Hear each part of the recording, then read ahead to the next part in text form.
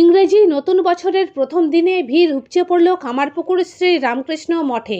কল্পতরু উৎসব উপলক্ষে এদিন দূর দূরান্ত থেকে বহু ভক্ত কামারপুকুর রামকৃষ্ণ মঠে ভিড় করেন। সকাল থেকেই তাঁরা শ্রী রামকৃষ্ণের দর্শনের জন্য দীর্ঘ লাইনে অপেক্ষা করতে থাকেন। উল্লেখ্য, এই দিনেই কাশীপুর উদ্যানবাটিতে শ্রী রামকৃষ্ণ কল্পতরু হয়েছিলেন বলে কথিত আছে। সেই থেকে অন্যান্য মঠের সঙ্গে এই কামারপুকুর শ্রী রামকৃষ্ণ মঠেও দিনটি পালিত হয়ে থাকে। এই উপলক্ষে এদিন সকাল থেকেই আরতি, বিশেষ পুজো পাঠ, ধর্মালোচনা ইত্যাদির আয়োজন করা হয়। পাশাপাশি ভক্তদের জন্য বিশেষ প্রসাদ ভোগের আয়োজন করা হয়।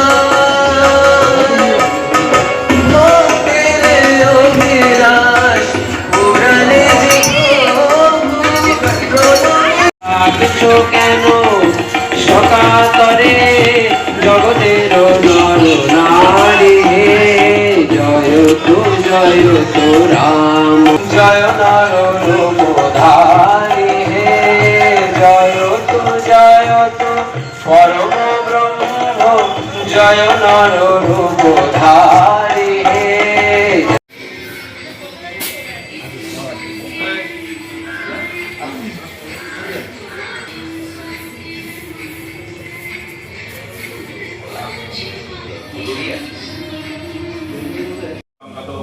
यस्मै पुण्डरीकाक्षं सवायो अहंकरो शुचिः बन्धनमोचनम्। भग्नं प्रणतोऽस्मि दिवाकरं घण्टापूजनम्। ॐ नीलकण्ठपुष्पे जयधनि मन्त्रमाता स्वाहा। ॐ कर्तव्यस्मै शुभकल्पतरु दिवसे निमित्तः श्रीरामकृष्ण पूजा कर्मणि ॐ पुण्याहं भवन्ति भवन्तो पुण्याहं पुण्याहं पुण्याहं। ॐ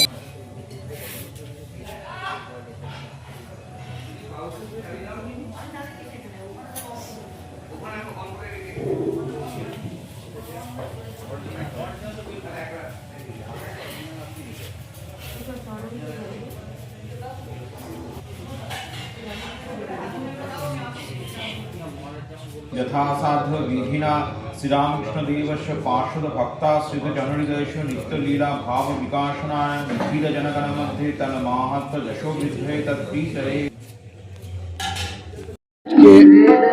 কামারপুকুর রামকৃষ্ণ মঠে প্রত্যেক বছরই আজ তো কল্পতরু উৎসব, সে প্রণাম করতে আসি যে বিশ্বের মঙ্গল কামনায়। আর আপনারা জানেন যে আমরা একটি রাজনৈতিক দলের আছি। আমরা মাননীয় মুখ্যমন্ত্রী মমতা বন্দ্যোপাধ্যায়, আমাদের সেনাপতি অভিষেক বন্দ্যোপাধ্যায় সহ গোটা পৃথিবীর মানুষের মঙ্গল কামনায় ঠাকুরের কাছে আশীর্বাদ চাইতে এসেছি। সকলে যেন আমরা ভালো থাকি, সকলকে ভালো রাখি। কেমন লাগছে আজকে? খুব ভালো, শীতের সকাল, আর প্রত্যেক বছরই আসি। তা এইখানটা যদি 1 জানুয়ারি না আসতে পারি, মনটা কীরকম যেন একটা অপূর্ণ থেকে যায়। তাই এসে ঠাকুরকে প্রণাম করলাম। এখানে কীর্তন হচ্ছে, কীর্তন শুনলাম। আমরা এসেছি যাদবপুর সন্তোষপুর থেকে। আমরা মায়ের বাড়িতে এখানে 3 দিন থাকবো। মায়ের বাড়িতে উঠেছি আমরা। তো এখানে কামারপুকুরে আজকে ঠাকুরের কল্পতরু হয়েছিলেন, সেই জন্য কামারপুকুরে এসেছি। আজকের দিনটা ইচ্ছা আছে যে এখানে কাটাবো। তো আজকে এই কনকনে ঠান্ডার মধ্যেও আসা হ্যাঁ কতটা টান রয়েছে? হ্যাঁ হ্যাঁ, ঠাকুরের এই কনকনে ঠান্ডা, প্রচণ্ডই ঠান্ডা এখানে, তবু ঠাকুরের তো একটা টান থাকবেই আমাদের। আমরা দীক্ষিত, দীক্ষা নিয়েছি। এবছরই কি প্রথম না? না, এবছর প্রথম না। আমরা কলকাতাতেও যেখানে ঠাকুর কল্পতরু হয়েছিলেন সেখানেও আমরা উদ্যানবাটিতেও গেছি, আর এখানে এইবার এসছি, আর আরেকবার এসেছিলাম। কেমন লাগছে আজকে? হ্যাঁ, আজকে খুব সুন্দর লাগছে, এত সুন্দর পরিবেশ, ঠাকুরের এত সুন্দর গান হচ্ছে। আমার নাম রুবি সরকার, বাড়ি? আমরা যাদবপুর সন্তোষপুর। আজকে 1 জানুয়ারি 2026 সাল, খুব আনন্দের দিন। এই দিনে ভগবান শ্রীরামকৃষ্ণদেব কলকাতায় কাশীপুর উদ্যানবাটিতে তিনি কল্পতরু হয়েছিলেন। এই ঘটনা আপনারা সবাই জানেন, এই ইতিহাস। আমরাও এখানে কামারপুকুর রামকৃষ্ণ মঠ ও রামকৃষ্ণ মিশনে আজকের দিনটি উদযাপন করছি। উৎসব চলছে। ভোরবেলা আমাদের মঙ্গল আরতি, 4:30টার সময় মঙ্গল আরতি দিয়ে অনুষ্ঠান শুরু হয়েছে। তারপর বেদ পাঠ, গীতা পাঠ, অন্যান্য স্তোত্রাদি পাঠ হয়েছে। সাধু ব্রহ্মচারী ভক্তরা ছিলেন। তারপরে ঠাকুরের ঘরের বারান্দাতে শ্রী শ্রী চণ্ডী পাঠ চলছে এখন, এবং মন্দিরেতে শ্রী রামকৃষ্ণ দেবের মা সারদা দেবী, স্বামী বিবেকানন্দ, তাদের বিশেষ পূজা হয়েছে। এখন হোম হচ্ছে, যজ্ঞ যেটা বলা হয়েছে, হোম হচ্ছে, এবং সকাল থেকে ভজন চলছে, এবং এখন ধর্মীয় পাঠ ও আলোচনা চলছে। মানুষরা এসেছেন, দূর দূরান্ত থেকে মানুষরা এসেছেন। ভগবান শ্রীরামকৃষ্ণ দেবের জন্মস্থান, পূর্ণ তীর্থভূমি। বহু মানুষ প্রতি বছরই এখানে আসেন এই দিনটিতে। যেমন কাশীপুর উদ্যানবাটি, দক্ষিণেশ্বর মানুষ যান, এবং কামারপুকুরেও বহু মানুষের ভিড় আজকের দিনে হয়ে থাকে। সেজন্য আমরা প্রসাদের ব্যবস্থা আমরা রেখেছি।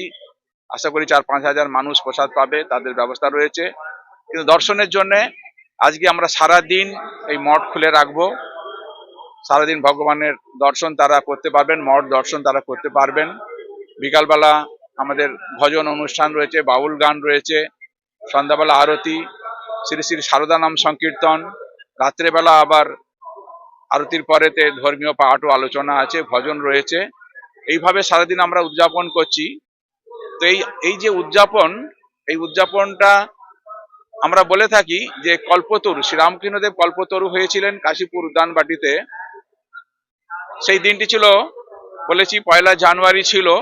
1 জানুয়ারিতে যেহেতু ছুটি থাকে, তখন গিরিশ ঘোষ এবং রামচন্দ্র দত্ত ইত্যাদি অনেক ভক্তরা, তারা ছুটি থাকার জন্য বহু ভক্ত সেদিন কাশীপুর উদ্যানবাটিতে উপস্থিত হয়েছিলেন। শ্রীরামকৃষ্ণ দেবের তখন শরীর ভালো ছিল না, কিন্তু সেই দিনটা শরীর ভালো থাকার জন্য তিনি বললেন যে আমি একটু নিচে নামবো। দোতলায় থাকতেন, কাশীপুর উদ্যানবাটির ঠাকুরের যে ঘর দেখেছেন, দোতলা বাড়ি, সেই দোতলা বাড়ির উপরে থাকতেন। তিনি সেদিন বললেন আমি নিচে নামবো, নেমে একটু বাগানে পায়চারি করব বলে নিচে নেমেছেন। সেখানে প্রায় 30 জন ভক্ত, গিরিশ ঘোষ ইত্যাদি 30 জন প্রায় ভক্ত সেখানে উপস্থিত ছিলেন। তো তিনি যখন হেঁটে যাচ্ছেন, হঠাৎ করে যে দেখছেন যে ভক্তরা যে সেখানে গল্প করছিলেন, কথা বলছিলেন, ধর্ম প্রসঙ্গ করছিলেন। তাদের মধ্যে গিরিশ ঘোষ ছিলেন প্রধান, অন্যতম। শ্রীরামকৃষ্ণদেবকে দেখে তারা সবাই দাঁড়িয়ে পড়লেন।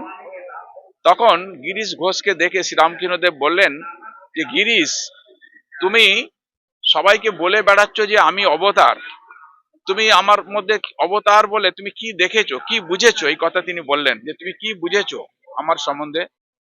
সঙ্গে সঙ্গে গিরিশ ঘোষের মধ্যে একটা ভাব এসে গেল, ভাবান্তর উপস্থিত হলো।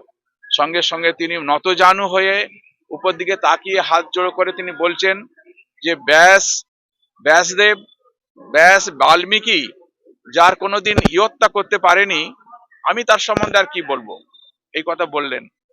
তো সেই কথাটা এমন ভাবে তিনি ভক্তি ভরে বললেন।